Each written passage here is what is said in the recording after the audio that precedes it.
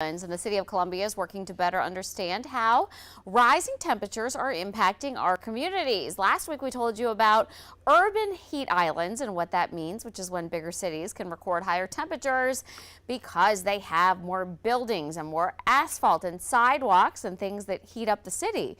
News 19 meteorologist Corey Smith talked to scientists behind a program expected to map out Columbia's heat.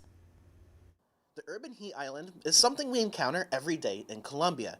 Now scientists are gearing up to learn how exactly it impacts South Carolina's capital city.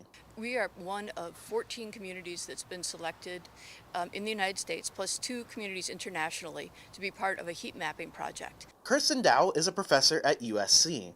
She is involved with the mapping project funded by the National Integrated Heat Health Information System. It brings together citizen scientists, and they will put a sensor on the window of their car, a little bit like your Gamecock flag, and hang it out the window, and they'll drive through routes in the city, and they'll identify the microclimates and the very localized heat.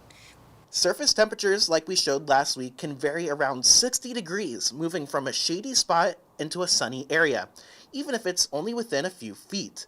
That's where the mapping steps in. It gives scientists the opportunity to look at temperatures and resolutions that would otherwise be impossible. I think a bigger effect, which will be found in Columbia as well, is just the presence of trees. Scott Curtis, the director of the Near Center for Climate Studies, helped the city of Charleston map its heat island last year. He says the data they received gave them a new perspective of that city's heat. One of the interesting things is we didn't see a whole big influence of the sea breeze or the being close to the ocean. One of the areas that was the hottest was the port, okay, and not because it was near the water, obviously, but because it's very, lots of asphalt, lots of concrete, lots of, there's no vegetation at all there. Getting data like this, the hope is that city planners and local governments will be able to combat heat-related issues and plan ahead, especially in our ever-warming climate. In Columbia, meteorologist Corey Smith, News 19 WLTX. Well, the city of Columbia is already looking for volunteers to drive around the city and collect temperatures this summer. And once that data is collected, it'll be mapped out, giving us a look at our urban heat island. Very interesting.